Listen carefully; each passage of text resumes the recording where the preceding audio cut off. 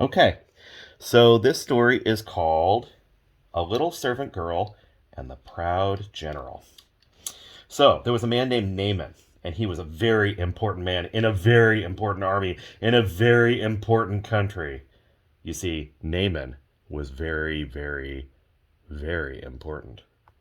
But Naaman was sick. He had an illness called leprosy. Have you ever heard of leprosy?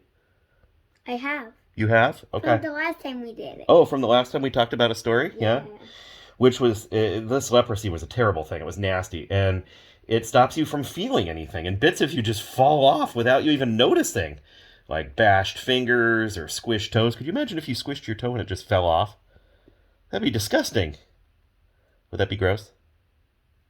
Yeah. It might sound funny, but it really wasn't. And Naaman certainly wasn't laughing, because there was no cure. It never went away, and in the end, it killed you. And Naaman needed help.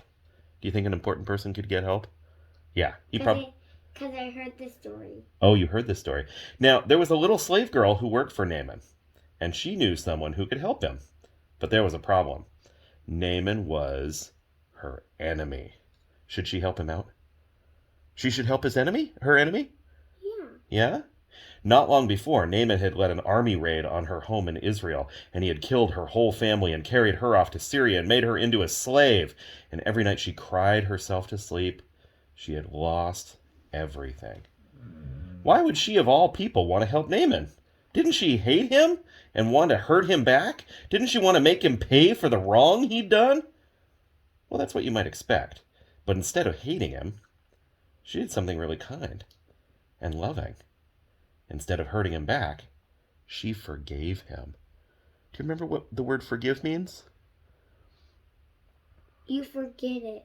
You forget it? Yeah. It means I'm not going to be mad at you anymore. Yeah. Sometimes you may forget it, sometimes you may remember, but it says, I'm going to work to try not to be mad at you anymore. I want Naaman to get well, she said to her mistress. There's a man in Israel called Elisha who can help him. I'll go, said Naaman, loading up his wagons and putting on his flashy armor. But I'll go to the palace, because that's where someone important like me gets healed. So he hurried off to Israel and went straight to the king. My healing, please, he announced. Well, I can do lots of things, the king replied, but only God can heal. Just then a message from Elisha arrived. Send Naaman here, it read. So Naaman hurried off to Elisha's house. But Elisha didn't even come out to greet him. He just sent a servant instead. Doesn't Elisha realize who I am? Naaman thought. Ooh, look, he's very sick there. Does he look sick? Yeah. Yeah, he doesn't look very good, does he? But what the servant said next made him even more angry. Wash in there, he said.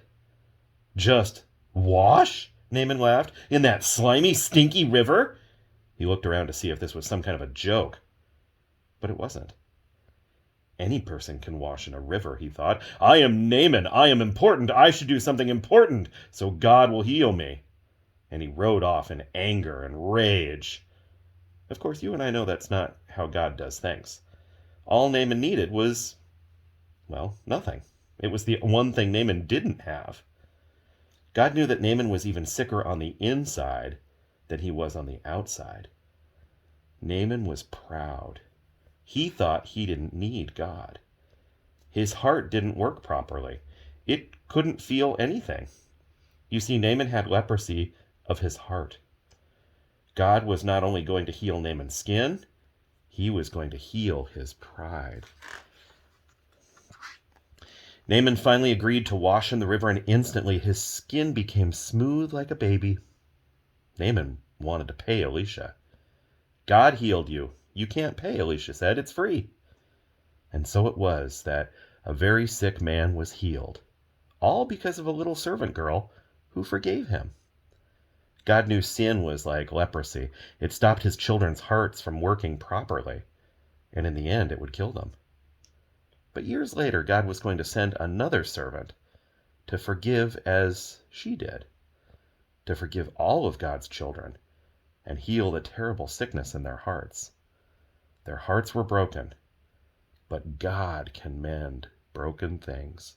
Do you know what the word mend means? Fix. Fix, put back together. That's right. Do you think there are people who are more important than other people? Do you think God sees some people and says, you're better than other people? He sees us all the same, huh? Do you think God loves everybody? Yeah, I think so too. I think that's what this story is about. He took care of the little servant girl, even though she was really sad. And God even took care of this really mean person who thought he was so important. So that's our story about how a little girl did something amazing.